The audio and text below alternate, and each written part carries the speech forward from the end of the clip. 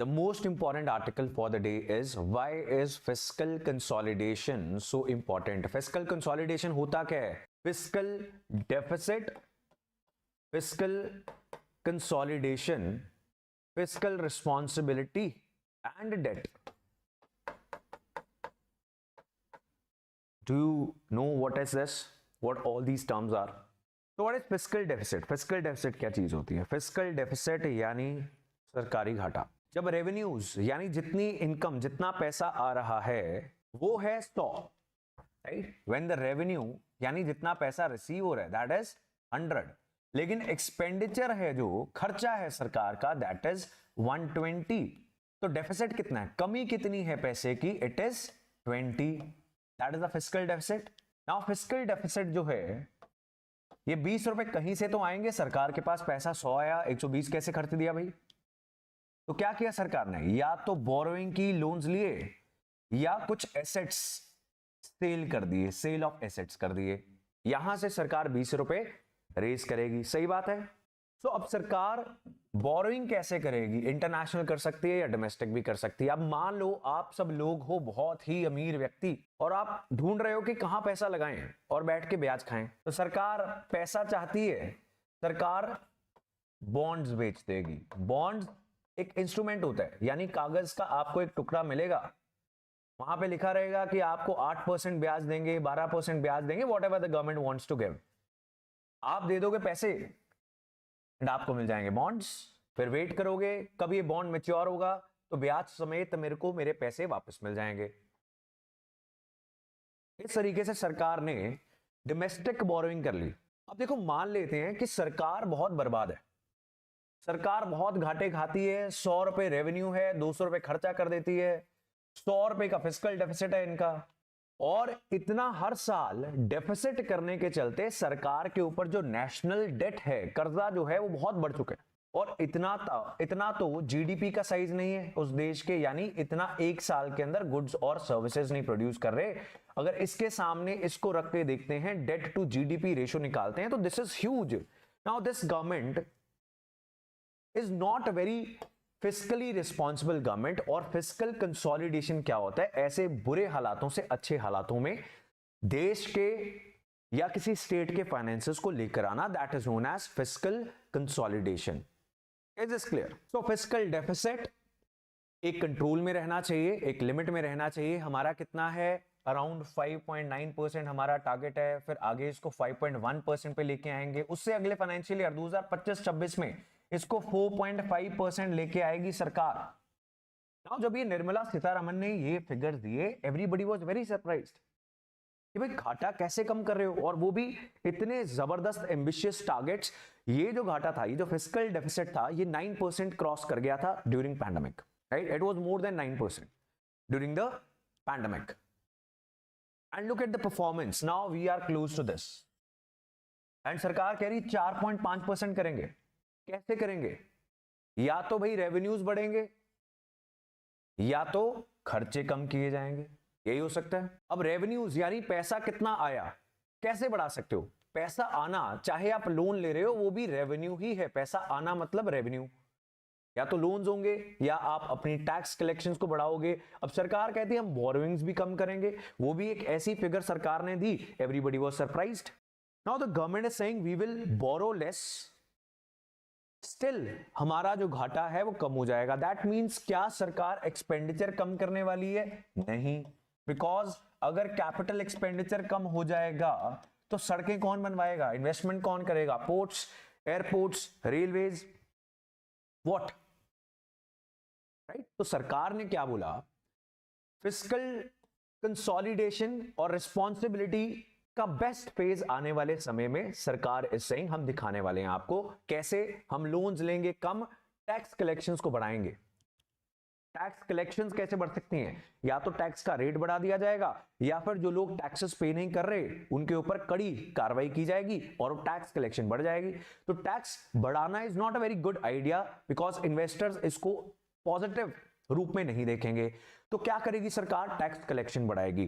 Direct taxes यानी income tax भरने वाले लोग, कॉर्पोरेट टैक्सेस भरने वाली कंपनीज जो डायरेक्टली अपना टैक्स सरकार को देती हैं, वो इंक्रीज हो रहा है, उसको और इंक्रीज किया जाएगा।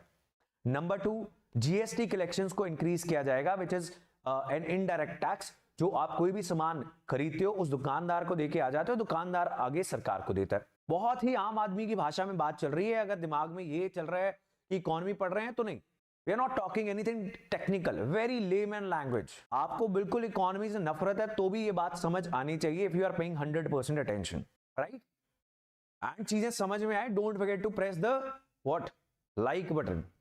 ऑलराइट जी, now what has happened, government is saying कि हम फिस्कल कंसोलिडेशन करेंगे। दोबारा से समाप्त कर रहा हूं, जिसका ध्यान इधर उधर चला गया था। 4.5% लेके आएंगे फाइनेंशियल ईयर 2025-26 के अंदर। एवरीबडी, सारे जो एक्सपर्ट्स हैं, दे आर लाइक ये तो बहुत एम्बिशियस, बहुत जबरदस्त टारगेट है, कैसे होगा? कैसे घाटा कम करेगी सरकार? सरकार कह रही है घाटा कम करेंगे और उसके बाद जो घाटा होगा उसको पूरा करेंगे। कैसे? बोरोइंग से नहीं करेंगे, टैक्स कलेक्शन से करेंगे। तो सेकंड, क्या सरकार अपना खर्चा कम कर देगी? कैपिटल एक्सपेंडिचर तो नहीं करने वाली, जो अच्छा खर्चा होता है, जो प्रोडक्टिव एसेट्स के ऊपर खर्चा होता है, जो होना चाहिए। स्कूल की बिल्डिंग्स बननी चाहिए, हॉस्पिटल्स बनने चाहिए, रोड्स बननी चाहिए, इंफ्रास्ट्रक्चर बनना चाहिए, पावर प्लांट्स बनने चाहिए, सोलर पावर बननी चाहिए। That is capital expenditure. क्या नहीं होना चाहिए? खर्चा वो नहीं होना चाहिए जो अनप्रोडक्टिव हो। और सरकार ने बोला हम सब्सिडीज के ऊपर होने वाला खर्चा उसको कम करेंगे। And we keep discussing the food, fuel, fertiliser subsidy जो मिलनी चाहिए, लेकिन सही जो हकदार व्यक्ति है, बेनिफिशियरी सही है, सिर्फ उसको मिलनी चाहिए। अगर बहुत अमीर लोगों को मिल रही है, अगर गलत तरीके से सब्सिडी दी जाएगी तो बहुत अमीर लोगों को मिलेगी, not the real beneficiaries. Everybody will start getting it. जैसे एक जमाना था जब एयर इंडिया के टिकट्स को सब्सिडाइज किया गया था, government of India was subsidising the tickets of air India. क्यों? क्या ये गरीब लोग थे जो एयर ट्रैवल कर रहे थे? नहीं। आप सभी के घरों में आने वाले सिलेंडर सब्सिडाइज थे। Why was that? Wrong, right. Ration depot में गरीब के लिए अनाज कोस्ट बेनिफिशियरीज जो है ही नहीं वो ले लेते थे। अब ये सब्सिडी कम की जाती है, बायोमेट्रिक के जरिए राशन दिया जाता है, डायरेक्ट बेनिफिट ट्रांसफर कर दिया जाता है। सीधा कुछ चीजों को इंस्टेड ऑफ गुड्स प्रोवाइड करने के सीधा खाते में पैसा डाला जाता है। किसके? उस गरीब व्यक्ति के जिसने जन धन खाता खोला, जिसने अपना केवाईसी करवाया, नो योर कस्टमर, बायोमेट्रिक दिलवाया। अब बायोमेट्रिक गलत नहीं हो सकता, फिंगरप्रिंट है, आइरिस स्कैन है, right. So there are multiple ways कि एक्सपेंडिचर कम हो सकता है, लेकिन वही एक्सपेंडिचर कम किया जाएगा which is non productive, that is subsidies. Is this clear? So that is a whole story of fiscal deficit. और जिन देशों में साल दर साल फिस्कल डेफिसिट बहुत ज्यादा होता है, उन देशों का राष्ट्रीय कर्जा, नेशनल डेट बहुत ज्यादा हो जाता है। फिर एक ऐसा समय आता है, बिकॉज अब देखो सरकार ने कैसे बोरोइंग की थी, डू यू रिमेंबर दैट? आप बहुत अमीर लोग थे, बॉन्ड्स। अब ये सरकार है पाकिस्तान की सरकार मान लेते हैं, या श्रीलंका की सरकार, जो ऑलमोस्ट हर 5-6 साल में इतनी बर्बाद हो जाती, बैंकरप्ट हो जाती, पहुंच जाती आईएमएफ के पास। पहले इंडियन गवर्नमेंट आपको बॉन्ड दे रही थी, तो Indian government was very stable, तो उसने बॉन्ड दिए आपको 8% पे। यू आर लाइक कि चलो रिस्क भी तो बहुत कम है, तो ये पैसा मेरा सेफ तो रहेगा।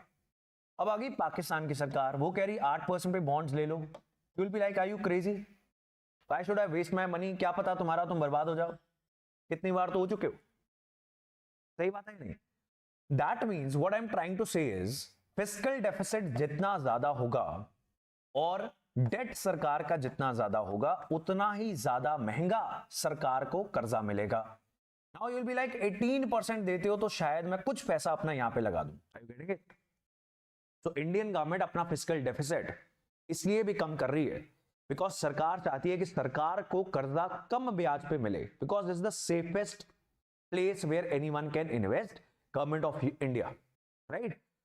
सो सेकंड पॉइंट इज सरकार चाहती है कि जो बॉन्ड्स से पैसा रेज करती है सरकार, वो इंटरनेशनल मार्केट से भी रेज करे। इंटरनेशनल मार्केट्स कब सरकार, भारत सरकार के बॉन्ड्स खरीदेंगी? जब ट्रस्ट बढ़ेगा। ट्रस्ट कब बढ़ेगा? जब इतनी बड़ी जीडीपी बढ़ती हुई दिख रही है और फिस्कल डेफिसिट कम होता हुआ दिख रहा है। सरकार कैपिटल एक्सपेंडिचर तो कर रही है, लेकिन नॉन प्रोडक्टिव रेवेन्यू एक्सपेंडिचर नहीं कर रही है।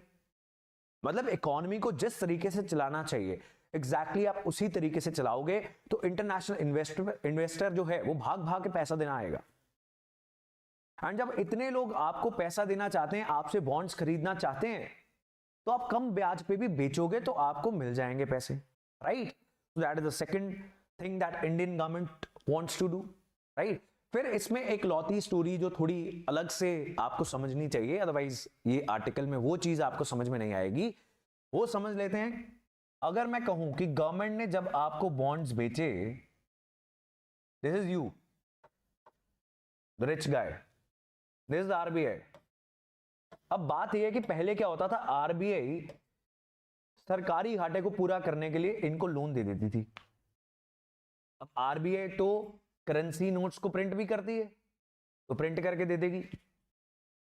ये तो सही नहीं है, बिकॉज जब आरबीआई या कोई भी सेंट्रल बैंक करेंसी नोट्स को प्रिंट करता है, मनी सप्लाई इकोनॉमी में बढ़ जाती है।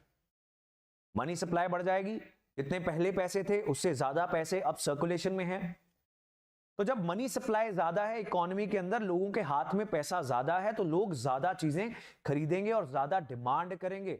और जब डिमांड एक हद से ज्यादा बढ़ जाएगी तो इतनी सप्लाई भी नहीं हो पाएगी, जैसा हमने कनाडा के हाउसिंग क्राइसिस के बारे में डिस्कस किया। बिकॉज सप्लाई आते आते टाइम लगता है, फैक्ट्रीज खुलते खुलते, कंस्ट्रक्शन होते होते, इट टेक्स टाइम। तो अगर मनी सप्लाई बहुत ज्यादा बढ़ जाएगी और लोग बहुत ज्यादा डिमांड करेंगे तो इन्फ्लेशन ज्यादा हो जाएगी, बिकॉज डिमांड इज हायर। अब किसी चीज की डिमांड ज्यादा हो तो वो महंगी हो जाती है, अगर उतनी सप्लाई नहीं है। सो अगर आरबीआई बेइंतहा without any limit currency print करती जाएगी, that is going to cause inflation, is it fine. लेकिन अब सरकार ने क्या किया, आपसे पैसे ले लिए, मार्केट में घूम रहे थे, पैसे चले गए आपके पास, सरकार के पास, आपके पास क्या आ गए, बॉन्ड्स। अब इन्फ्लेशन मान लो इकोनॉमी के अंदर बहुत ज्यादा है, सरकार नहीं चाहती कि वो और करेंसी प्रिंट करे, लेकिन सरकार चाहती है कि आरबीआई से पैसा मिल जाए। तो आपके पास जो बॉन्ड्स थे वो अब आरबीआई खरीद लेगा, राइट? तो आपने क्या किया था, बॉन्ड्स खरीदे, सरकार को पैसा दिया। अब आपको पैसा चाहिए तो आरबीआई को बॉन्ड्स बेच दो। तो हो क्या गया, असल में आरबीआई ने ही पैसा दिया, लेकिन आपके थ्रू दिया, that is a story. So indirectly RBI से ही बोरोइंग हो गई सरकार की, लेकिन इन्वेस्टर्स के थ्रू हुई, right? Bonds, I told you, instruments होते हैं, कागज का टुकड़ा होता है बोरोइंग करने के लिए। बॉन्ड्स क्या होते हैं, शेयर क्या होते हैं, ये सब इंस्ट्रूमेंट्स हैं, टूल्स हैं, फाइनेंशियल इंस्ट्रूमेंट्स हैं। एफडी क्या होती है, व्हाट इज एफडी?